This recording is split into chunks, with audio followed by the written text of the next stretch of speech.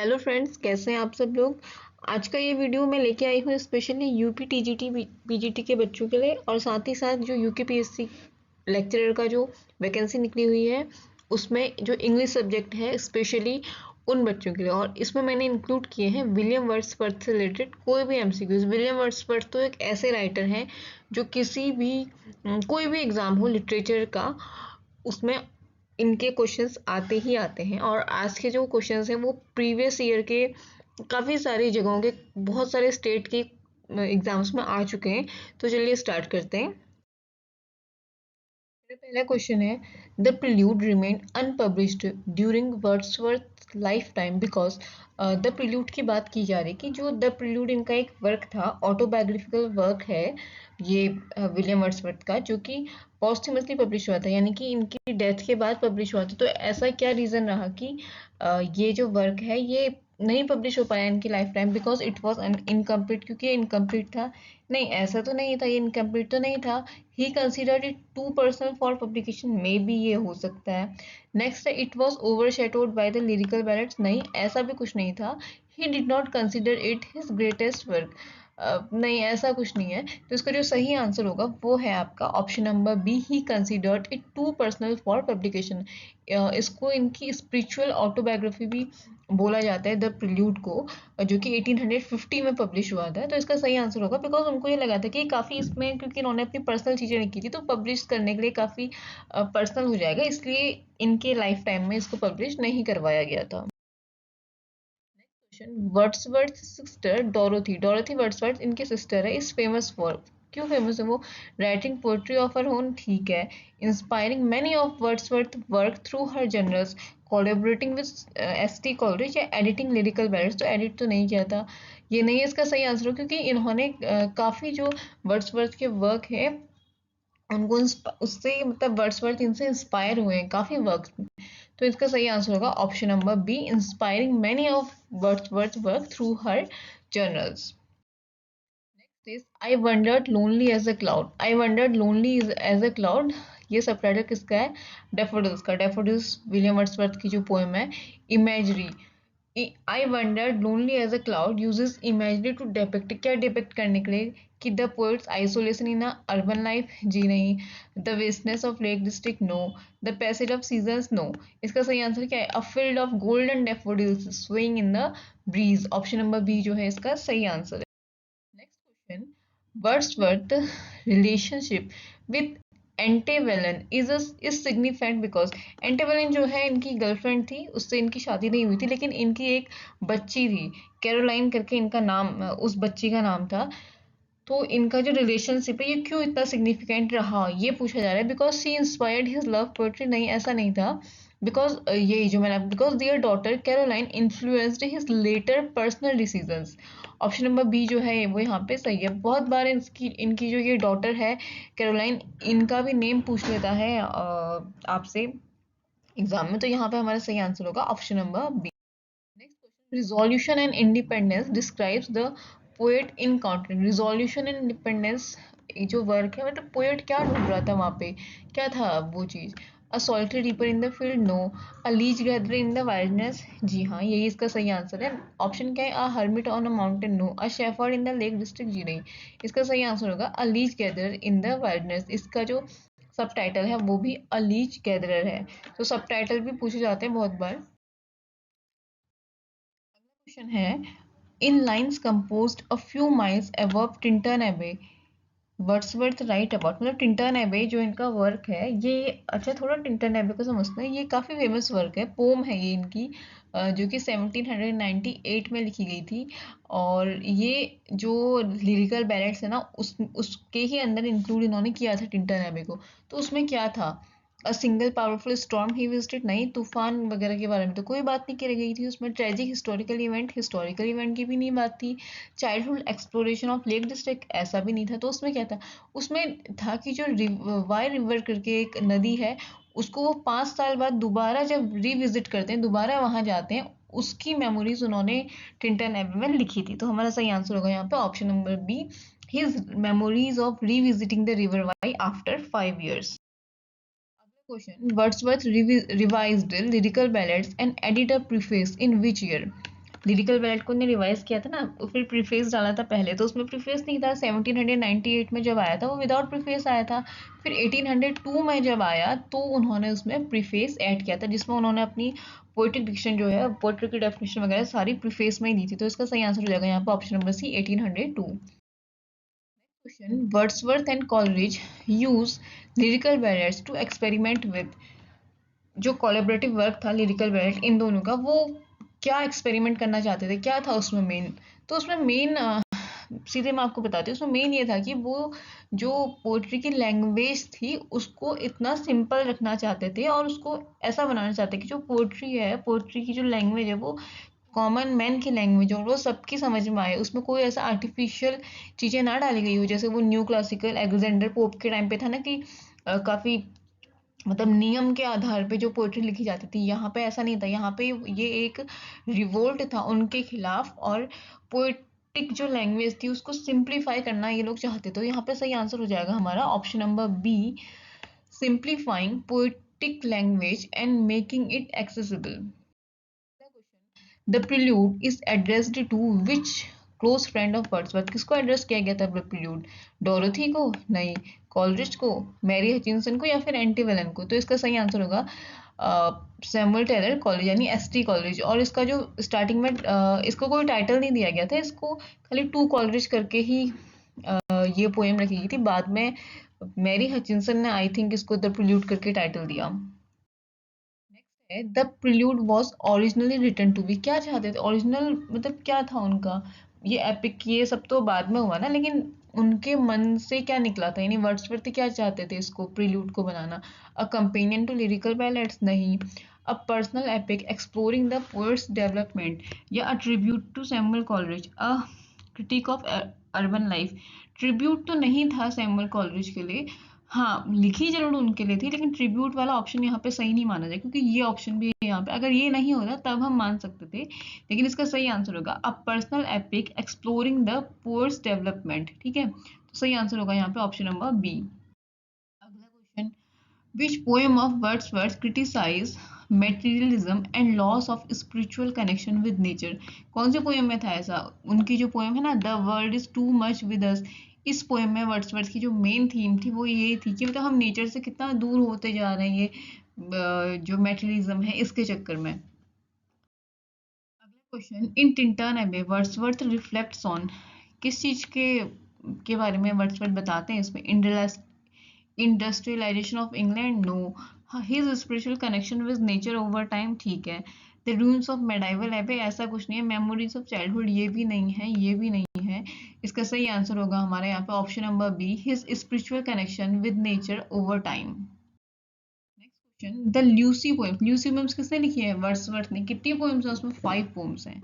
कौन कौन सी हैं कमेंट में आप लोग बताइएगा। Lucy poems are centred around, किसके अराउंड थी ल्यूसी पोएम? डोरोथी के बारे में? No. A mysterious and idealised woman named Lucy हो सकता है, या फिर the poet's political belief? No. The death of Wordsworth mother? No. तो दो ल्यूसी पोएम्स थी वो किसके अराउंड थी? Centre figure a mysterious and idealised woman named Lucy. Number 14. What is Wordsworth's philosophy of poetry as stated in the preface of Lyrical Ballads? Lyrical Ballads में उन्होंने अपनी एक पोएट्री की डेफिनेशन, हम कह सकते हैं पोएट्री की डेफिनेशन दी थी। वो क्या है? वो क्या थी कि poetry is the spontaneous overflow of powerful feelings. यहाँ पहला ऑप्शन ही करेक्ट है कि poetry is the spontaneous overflow of powerful feelings. ये ऑप्शन हमारा सही है। ये इंपॉर्टेंट क्वेश्चन है, आ सकता है। What is the full title of Wordsworth's autobiographical poem The Prelude? The Prelude का full title क्या था? The Prelude or Growth of a Poet's Mind, या फिर The Prelude an Epic of Nature, The Prelude Reflection of Youth, A Journey to Nature? ऐसा कुछ भी नहीं है। इसका सही था The Prelude और Growth of a Poet's Mind। Option number 1 जो है वो हमारा सही आंसर। अगला question, What does Wordsworth's poem Lines composed a few miles above Tintern Abbey emphasize about nature? Nature के बारे में, मतलब जो टिंटन एबे है, क्या इन्होंने बोला था कि नेचर क्या है, किस चीज़ का? इट्स साइंटिफिक इम्पोर्टेंस, नेचर के scientific importance? No. Its beauty and fleeting experience? No. Its destructive power? नहीं। नेचर के पास दोनों पावर है ना, तो सही आंसर क्या है, नेचर की जो हील करने की और कंसोल करने की पावर है ह्यूमन स्पिरिट को, उसको इन्होंने यहाँ पे सेंट्रलाइज किया था। ऑप्शन नंबर बी हमारा यहाँ पे करेक्ट आंसर है, its ability to heal and console the human spirit. Question, Wordsworth describe a child as a mighty prophet in which poem. Child को उन्होंने माइटी प्रोफेट बोला था, किस पोएम में बोला था, तो ये बोला था इन्होंने ओट्स इंटीमेशन ऑफ इमॉर्टलिटी में। ऑप्शन नंबर बी हमारा सही आंसर है।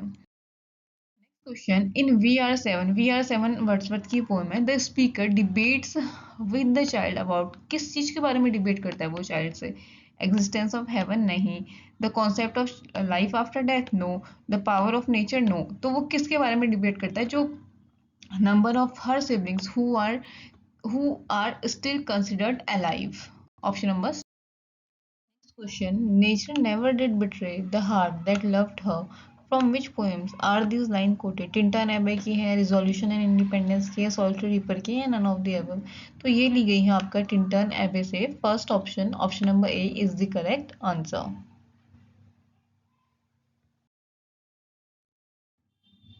अगला question, Wordsworth describe the poet's role in society as, poet का रोल क्या है सोसाइटी में, an entertainer of the masses, no, a prophet and moral guide, a chronicler of historical events, या फिर a critic of political system. नहीं, इसका सही answer है a prophet and moral guide. According to Wordsworth, poet is a prophet and a moral guide, मतलब इसका role है। Wordsworth emphasized on rural life and nature as a source of wisdom and morality, reflects a reaction against। Wordsworth जो है mainly focus करते थे common जो man है उन पे या फिर रूरल लाइफ पे। तो वो किसके अगेंस्ट था, मतलब एक उनका रिएक्शन किस चीज के अगेंस्ट होता था, इनलाइटमेंट या फिर इंडस्ट्रियल रिवॉल्यूशन, रेनेसां या फिर रिलीजियस ऑर्थोडॉक्सी। तो ये था जो इंडस्ट्रियल रिवॉल्यूशन था उसके खिलाफ मेनली इनका ये एक स्टेप था या फिर इनके विचार थे, ये हम कह सकते हैं। ऑप्शन नंबर बी हमारा सही answer.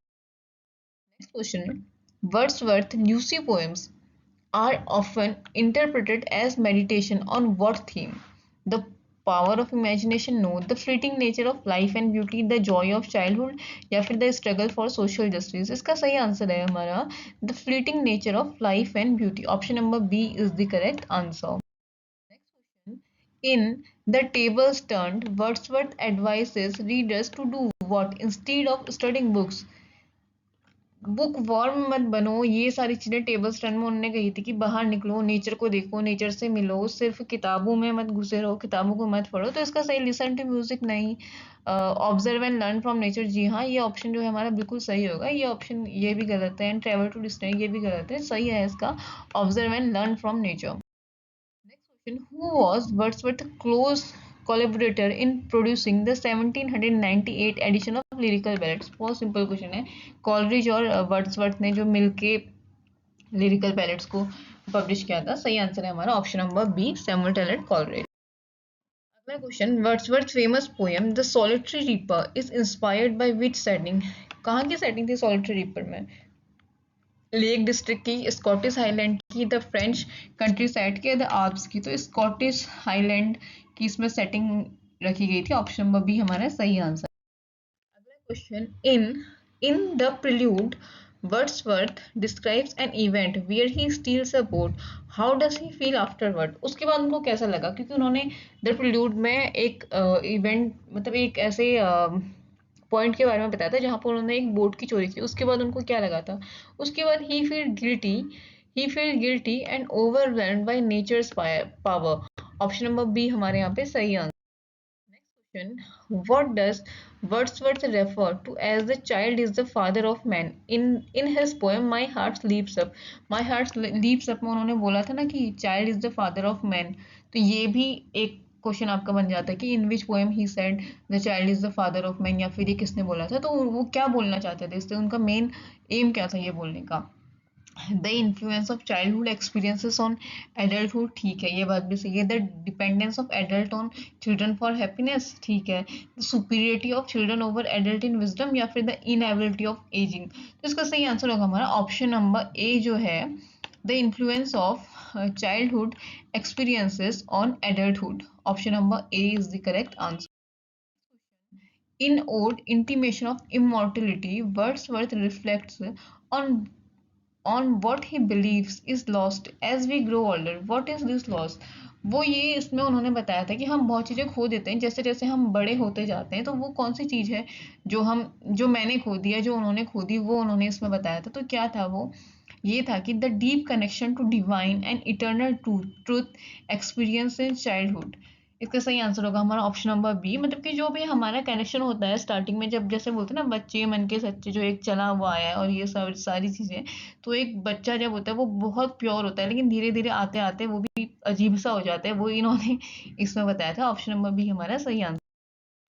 Next question. In the Solitary Reaper, Wordsworth listened to the Reaper's song. What is its impact on him? क्या impact पड़ा था उनका, जो वो स्कॉटिश हाईलैंड में वो जो लड़की होती है जिसका वो गाना सुनते हैं, उसका वर्ड्सवर्थ पे क्या प्रभाव हुआ था कि it inspired him to write poetry immediately. उन्होंने उसके बाद सीधे पोएट्री लिखी थी, या फिर it reminds him of the beauty of his homeland, it brings him sadness and despair. नहीं, इसका सही आंसर है it leaves a lasting impression even though he cannot understand the words. वो नहीं समझ पा रहे थे उसके शब्द को। क्यों? क्योंकि वो कौन सी लैंग्वेज में गा रही थी, ऐसे या फिर गैलिक लैंग्वेज। ये भी इंपॉर्टेंट है। हाँ, ये क्वेश्चन भी आता है कि कौन सी लैंग्वेज में वो लड़की गा रही थी, तो गैलिक या फिर ऐसे करके हम इसका आंसर देंगे। उस लैंग्वेज में गा रही थी, वर्ड्सवर्थ को समझ नहीं आ रहा था, लेकिन वो उसके एक्सप्रेशन से समझ रहे थे कि वो क्या गाना चाह रही थी। उसको एक काफी अच्छा इम्पैक्ट उन पे पड़ा था। हमारा सही आंसर होगा option number B. Next question है, which poem by Wordsworth contain the line getting and spending we lay waste our powers? कौन सी इनके वर्क से ये लाइन ली गई है? टिंटन एबे से? No. The world is too much with us से हो सकता है, सॉलिटरी रिपर से नो, या फिर डेफोडिल से। तो ये ली गई है आपका the world is too much with us से। ऑप्शन नंबर बी हमारा यहाँ पे सही आंसर है। अगला question, which of these poems by Wordsworth was inspired by the French Revolution? French revolution से तो वो वैसे ही इंस्पायर्ड थे, लेकिन मेनली कौन सी पोएम उनकी इससे फ्रेंच रिवॉल्यूशन से इंस्पायर्ड थी? The prelude, skylark, world is too much with अस, या फिर टिंटन एबे? तो ये तीनों ही ऑप्शन हमारे यहाँ पे गलत है। सही आंसर होगा हमारे यहाँ पे option number A, the prelude. Which of the following is not, ठीक है, नॉट लिखा है, not a theme commonly found in Wordsworth poetry? कौन सी थीम नहीं पाई जाती? The healing power of nature, ये तो हर उनकी मेन थीम है। चाइल्डहुड इनोसेंस, ये भी मेन थीम है। द डिस्ट्रक्टिवनेस ऑफ इंडस्ट्रियलाइजेशन, ये भी पाया जाता है, मैंने बताया था ना अभी आपको। क्या फिर पॉलिटिकल रिवॉल्यूशन? पॉलिटिकल रिवॉल्यूशन भी उसमें कम पाए जाते हैं। तो हमारा सही आंसर होगा option number D, political revolution. ये सही आंसर है क्योंकि ये गलत है। ऑप्शन नंबर डी करेक्ट है। This Wordsworth held the position of poet laureate of England in which year he appointed? कौन से ईयर में वो पोएट लॉरिएट बने थे? 1843 में ये बने थे। ऑप्शन नंबर बी हमारे यहाँ पे सही answer. Wordsworth concept of poetry emphasize the spontaneous overflow of, क्या बोला था उन्होंने? overflow of, spontaneous overflow of powerful feelings। तो ऑप्शन यहाँ पे इमोशंस, ठीक है, इमोशंस को ले लेते हैं। ऑप्शन नंबर बी हमारे यहाँ पे इमोशंस सही होगा। अगला क्वेश्चन है, William Wordsworth was a leading figure in which of the literary movement? कौन से एज के या कौन से मूवमेंट के ये राइटर थे? बहुत सिंपल सा है, रोमांटिसिज्म यहाँ पे हमारा सही आंसर होगा। न्यू क्लासिसिज्म के तो अगेंस्ट थे वो, तो सही आंसर होगा यहाँ पे हमारा ऑप्शन नंबर ए, रोमांटिसिज्म। तो आज के लिए बस इतना ही। आई होप आपको ये वीडियो पसंद आई होगी और मुझे पूरी उम्मीद है कि ये क्वेश्चंस आपके लिए काफ़ी हेल्पफुल रहेंगे। तो थैंक यू फॉर वॉचिंग।